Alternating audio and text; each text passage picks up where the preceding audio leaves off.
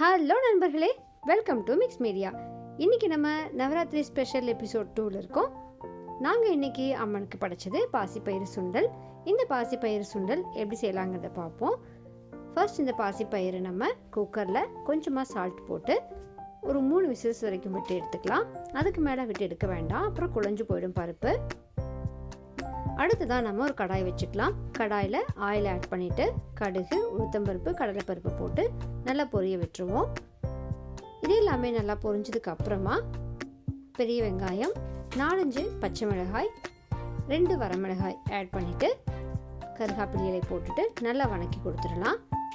நம்ம இந்த பாசிப்பயிறு சுண்டல் இன்னும் கூட ஸ்பைஸியாக செய்யணும்னா இஞ்சி பூண்டு பேஸ்ட் கொஞ்சம் போட்டுட்டு செய்யலாம். நம்ம அம்மனுக்கு படைக்கிறதுனால ரொம்ப சிம்பிளாக செஞ்சுருக்கோம். இப்போது இது எல்லாமே நல்லா வணக்கி வெங்காயம் நல்லா டிரான்ஸ்பரண்ட்டாக ஆனதுக்கப்புறமா நம்ம பாயில் பண்ணி ரெடியாக வச்சுருக்கிற இந்த பாசிப்பயிரை இங்கே ஆட் பண்ணிக்கலாம். பாசிப்பயிறு நம்ம கரெக்டான கன்சிஸ்டன்சியில் பாயில் பண்ணால் தான் நம்ம சுண்டல் மாதிரி உதிர்த்து சாப்பிட முடியும். இன்றைக்கி நாங்கள் 3 விசில்ஸ் விட்டதுக்கே நல்லா குழஞ்சி வந்திருக்கு. இந்த ஸ்டேஜில் இருந்து தான் நமக்கு சாப்பிட்றதுக்கு பர்ஃபெக்டாக இருக்கும். இப்போது இது எல்லாமே ஆட் பண்ணிவிட்டு நம்ம ஆல்ரெடி சால்ட்டு போட்டு பாயில் பண்ணியிருக்கிறதுனால கொஞ்சமாக நம்ம சால்ட் ஆட் பண்ணால் சரியாக இருக்கும். அடுத்ததாக நல்லா தேங்காய் பூ திருகி வச்சுட்டு அதையும் இங்கே ஆட் பண்ணிவிட்டு நல்லா மிக்ஸ் பண்ணி கொடுத்துடலாம்.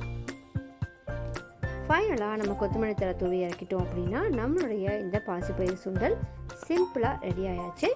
ப்ரோட்டீன்ஸ் அதிகமாக இருக்கிற இந்த பாசிப்பயிரை அடிக்கடி நம்ம டயட்டில் சேர்த்திக்கணும். வீக்லி ஒன்ஸ் கண்டிப்பாக நம்ம வீடுகளில் இது எல்லாருமே செஞ்சு சாப்பிடுங்க. இதே மாதிரியான சிம்பிளான ரெசிபீஸ்க்காக நம்ம சேனலை மறக்காமல் சப்ஸ்கிரைப் அண்ட் லைக் பண்ணுங்கள். கண்டிப்பாக உங்கள் ஃப்ரெண்ட்ஸ் அண்ட் ரிலேட்டிவ்ஸ்க்கு ஷேர் பண்ணிவிட்டு எங்களை என்கரேஜ் பண்ணுங்கள். டாட்டா, பாய் பாய்.